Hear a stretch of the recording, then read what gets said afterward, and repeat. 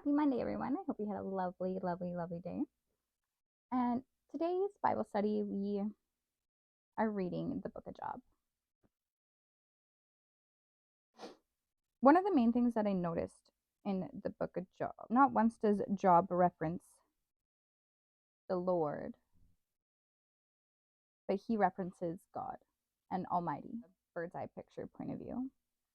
And as we go through these verses, I'm going to say a few things that I found that I could relate to. So, chapter 3, verses 3 to 12.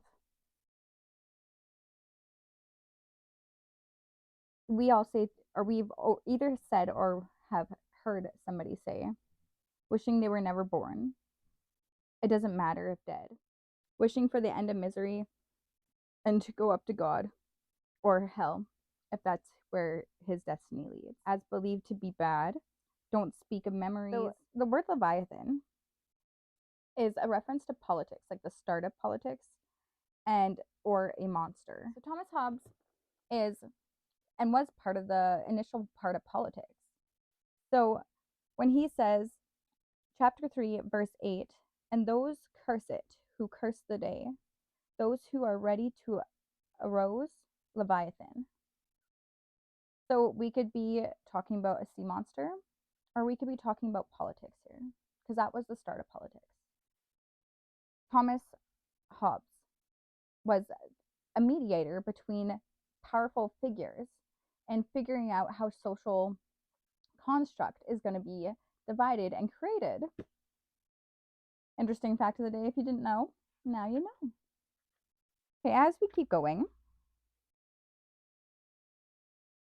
chapter 3, verse 10.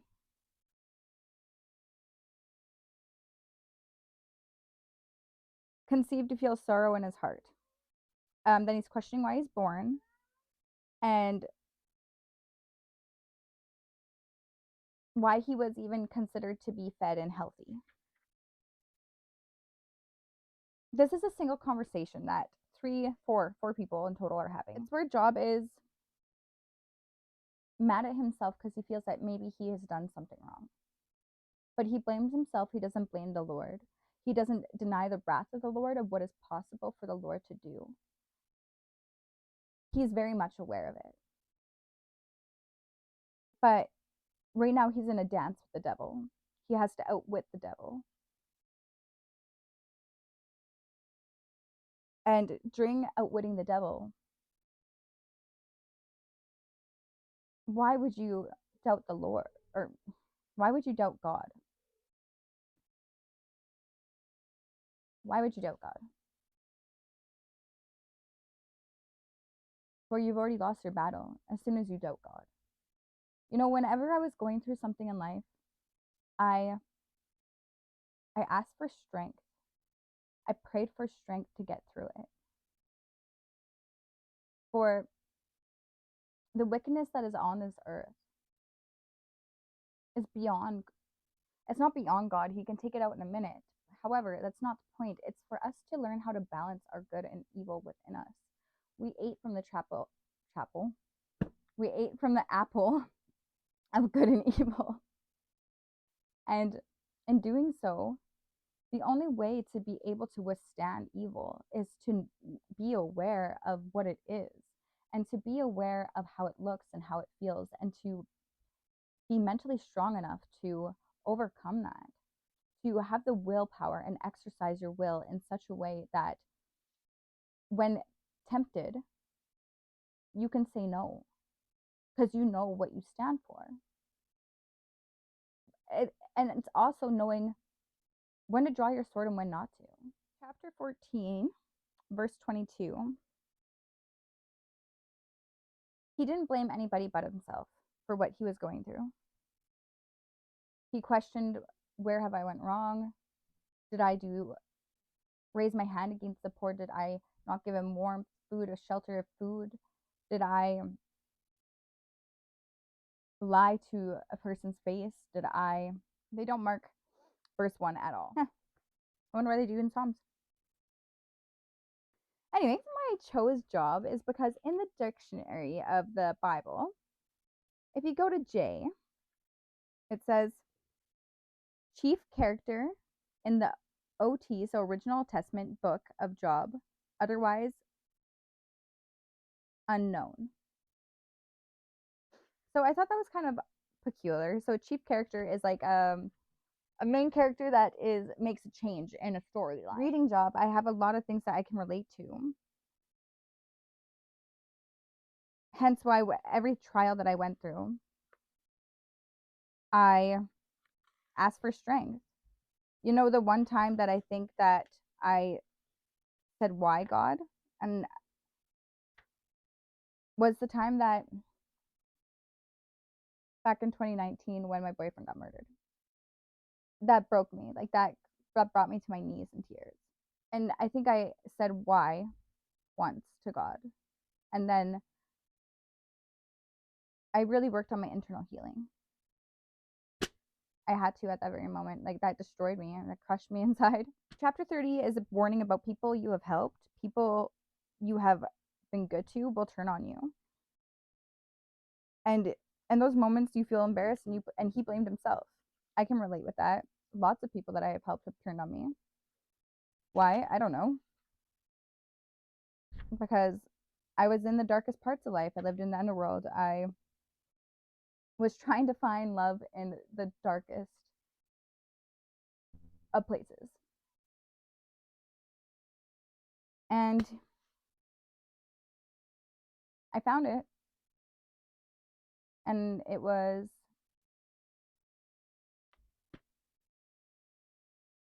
what changed my life, to be honest with you.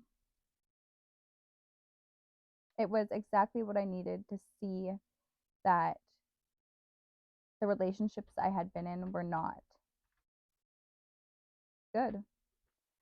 It was the one relationship that was the most pivotal point in my life where I actually started to love myself again.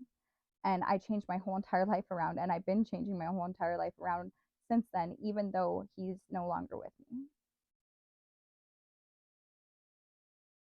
But he was the one person who showed me what a good relationship was. I can truly say there was another point in my life where I got sick after that, and they thought they seen something in my head, which they never did. That was wrong. But in between those stages of finding out that there was nothing and thinking there was something, my aunt had said, because I was scared, or I wasn't scared, I was just kind of disappointed because I hadn't gotten to live my life. And in the middle of that, she had said words to me of, you can't take my sister and take my niece too, you just can't. And instantly what struck me was, oh, but he can and he will. So when I brought this up to her, I'm like, let's just change that approach a little bit, because I don't doubt the God in any which way what he is capable of doing. And I said, let's just pray that whatever it is, I make it through it. Let's just pray for strength. Let's just pray for my body to rejuvenate and to overcome whatever adversities may come towards me. Let's just pray for strength. Because in those moments, I feel it was the devil testing me to see if I was going to turn away against God. But the thing is, my heart's always been with God.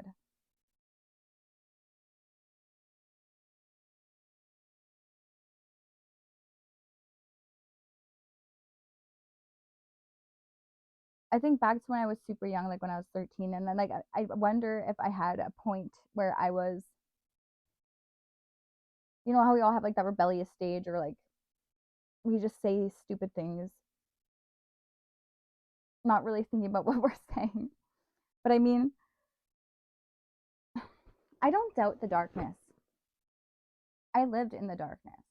I lived in the underworld. I've seen, I've experienced the depths of how evil can be.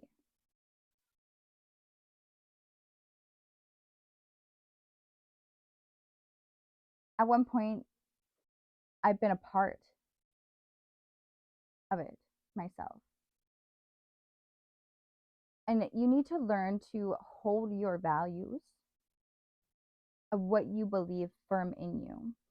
But you cannot hate yourself for who you had to be to survive either. We are always evolving and we are always changing. So we cannot change if we cannot forgive ourselves. We cannot change, we cannot evolve if we can't forgive others.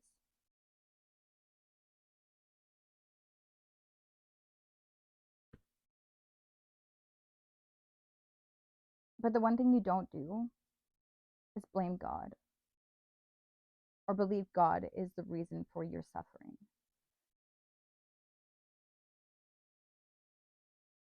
The term that comes to my, or the idiom that comes to my head is lessons upon lessons is to be truly blessed. If winning didn't feel like losing, life wouldn't be much of a test.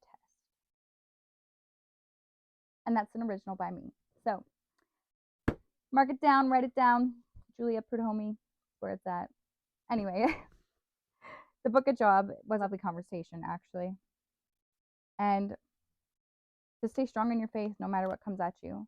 Pray for strength to get through it because God is sitting there on the other end waiting for you to ask for the strength, repent for your wrongs, and humility, humility, humility, humility.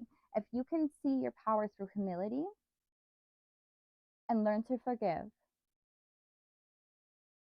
and see the patterns of behaviors, of your own behaviors, of your own thinking, of your own wrongdoings, of the things that maybe in your heart you wouldn't appreciate if it was done to you, and just take those little nudges and just become aware of them. Don't hate yourself for it, but it takes awareness to change. And if you're going to be in denial, there's no awareness there. If you're going to be in fear, there's no awareness there. And changing out of fear is too easy because God isn't, that's not where God is.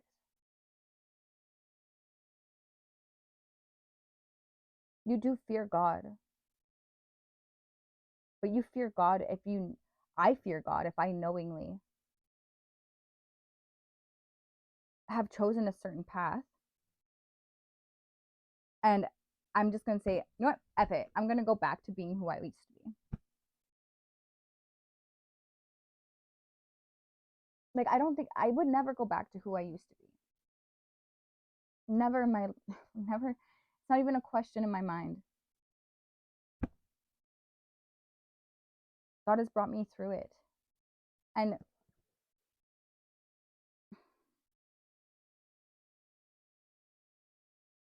as seasons go by in your life and you let go of those seasons, when you hit a standstill and you feel like you're not accomplishing much and you feel that you're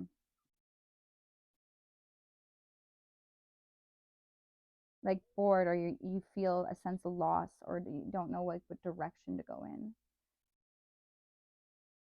it's in those moments that you can go back to what you know or you can explore something new.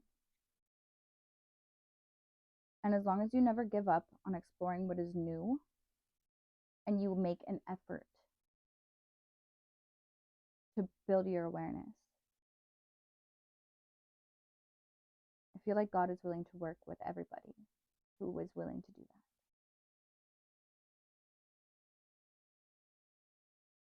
that. Affirmation.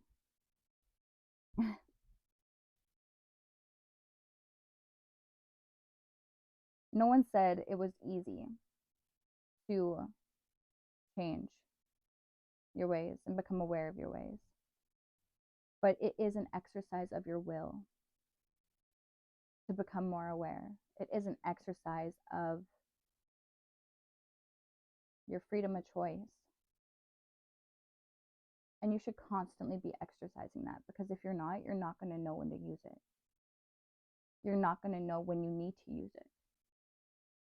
It's not easy to go flip somebody off that just cut you off. It's not easy to treat someone a different way when they've done you wrong. It's not easy to be the bigger person and choose a path less followed, but it is an exercise of your will, and you should always be exercising your will.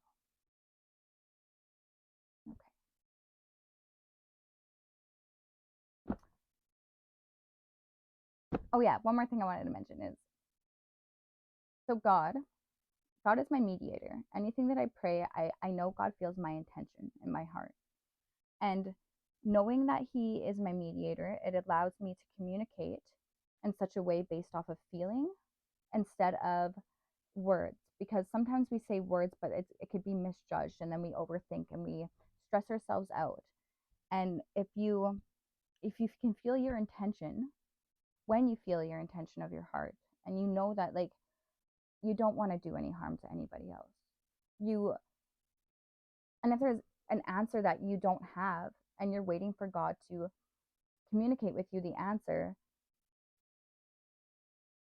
just have the trust and the blind faith and the speak through feelings, through intention, speak through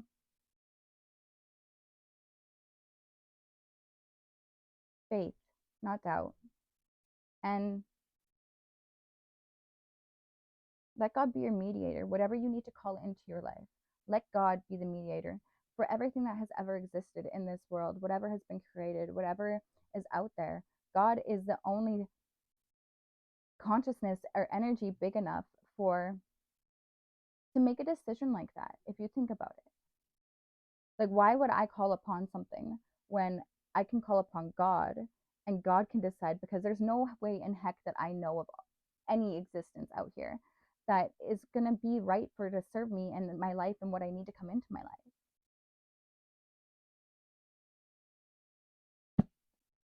Yeah, that's how I see it. And that's how I will always see it. Everything good and evil needs to be balanced out. And if you can't be trusted in the darkness, why would God have you fight for the light? All right. That sums up today's Bible study. Peace and love out. Bye.